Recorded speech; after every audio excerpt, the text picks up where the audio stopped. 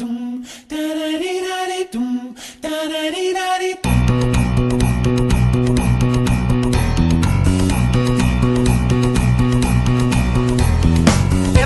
gonna love today, gonna love today, gonna love today. When the two words Mitsubishi and Eclipse are uttered in the same sentence, most people tend to think about the first car that Paul Walker was seen in the Fast and Furious franchise. However, in the 2017 Geneva Motor Show, Mitsubishi revealed the Eclipse Cross, which is their mid-size SUV that slots straight in between the ASX and the Outlander. Now, under the bonnet is Mitsubishi's own 110 kilowatt, 250 Newton meter, 1.5 litre petrol engine. Now, in an SUV, you might be thinking that's not too much, but considering this thing weighs less than 1.5 tonnes, this thing really does hold its own. And it manages to return about 7.3 litres per 100 combined. So as far as SUVs go, this thing goes all right. Now, despite having a sloping roofline with that wedge design, the boot capacity is still 341 litres and 1,000 if you fold down all three sections of the rear seat. So there's still plenty enough room for cats, dogs, cupboards, tables, everything in the back of here. And for even more storage, there's a little spot down the side here on both sides, and you might have noticed this is like a waterproof tray, so if you do have anything that leaks, this will catch it, and so you won't have to worry about it going throughout the rest of the car. And obviously under here, it is a false floor, and it's got the space saver spare tyre, but I've never seen another car with recovery gear and jumper cables in there, so that's pretty decent. Got the jack over there as well. Now, the parcel shelf is removable. You can take it out completely, or you can just leave it as it is like that, and then you can pull it out and extend it to cover up whatever you're holding in the back. So that just locks in there. And then so when you close up the back, everything that's under there is out of sight. And furthermore, to the parcel shelf, you can actually pull it out of there and put it into this little spot here, so there's more room for more luggage, so it's higher up. So if you do have like a larger box, you can still slide it under there and it'll still be out of sight. Now, in regards to the rear headrest, you don't need both hands to lower it, one to push the button and one to actually push it down. You just reach in, push the button, and it drops down by itself. Yeah, your hand's going to get caught, but it still goes down all the way by itself, so a little bit of an energy effort saver right there.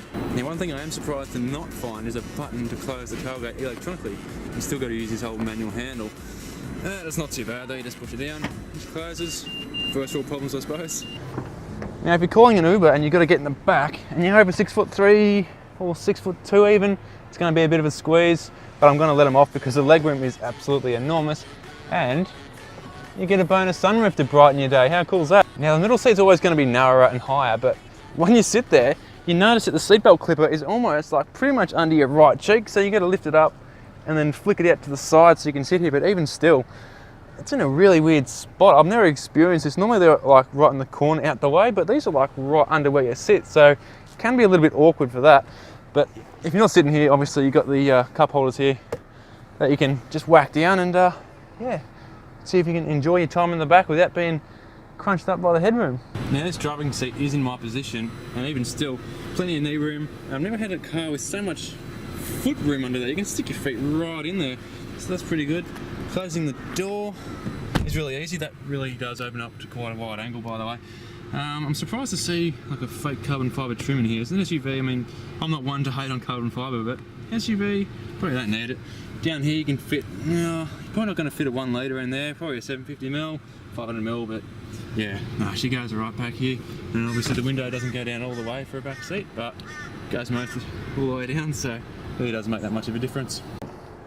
Now, upon entry to the front of the vehicle, you notice that the front seats are always nice and soft and comfy to sit in. You've got the heated seats there, which work absolutely tremendously. They will absolutely cook you if you're not careful with them. Now, you've got this heads-up display here, which rises and lowers with the activation and deactivation of the vehicle.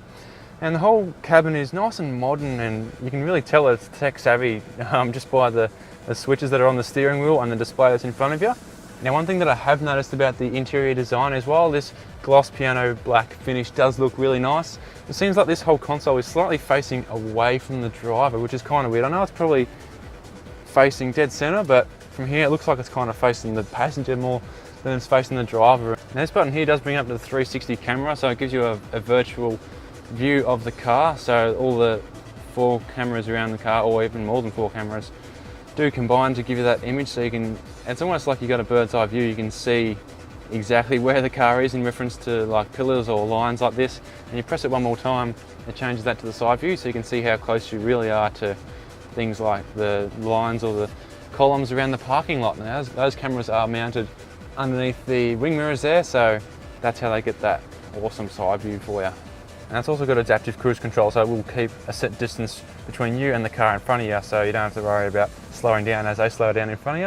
And the first thing I noticed when I was going for a drive in this thing was just how smooth the gear selector slides from park to reverse to neutral to drive. It's not clunky and doesn't make a nasty noise like a lot of other transmissions that I've used have.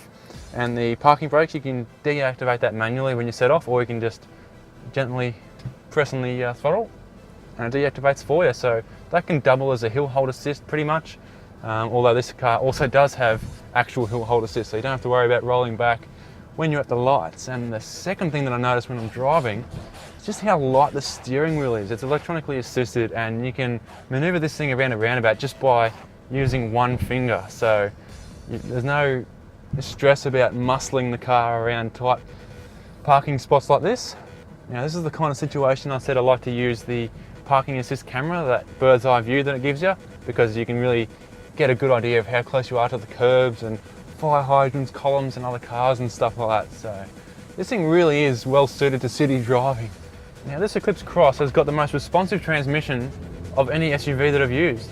A lot of other car manufacturers' transmissions tend to get confused or a little bit jittery around slow moving traffic. Like they tend to seem to get a little bit confused between which gear they want to use for the amount of throttle that you've got down, especially at low speeds. So, but this one always seems to be in the right gear, or always knows which gear that you want.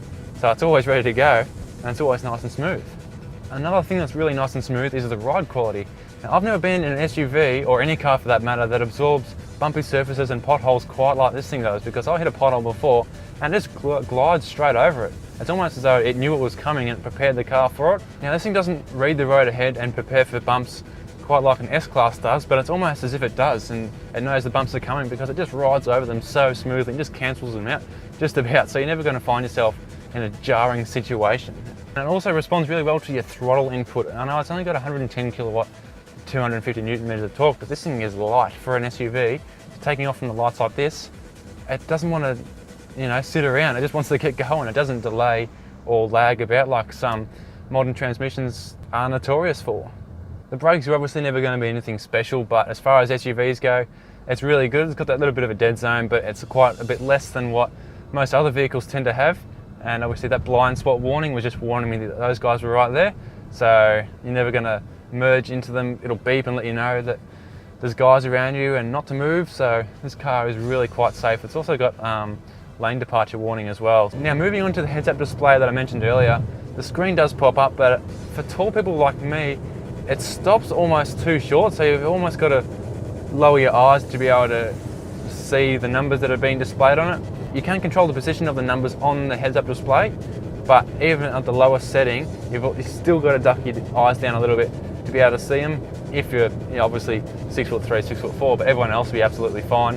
And I am surprised to see how good the forward-facing visibility is, because I've done a really good job to make these A-pillars nice and narrow for you. I've seen smaller cars with even thicker pillars, so they've done a good job with that. The rear visibility, however, isn't the best, because they've got that belt line bar that goes across the back window, which is almost like you've got a spoiler out there, which you don't. They've just done that for the outside design of the car. And the window itself isn't really the biggest, so it's kind of like looking through a letterbox, which can also be obstructed by the headrest if they're all the way up. So if you're cruising on the motorway or going for a drive with no rear passengers, definitely put the headrest down, because they're going to be in your way quite a bit. You're not going to really be able to see anything. That being said though, the wing mirrors are just about big enough to see the future in them. So if you are using them, you're going to be very satisfied as to how much you can actually see out of them. So that just about sums up the 2018 Mitsubishi Eclipse Cross. So once again, it is their middle SUV, mid-size SUV.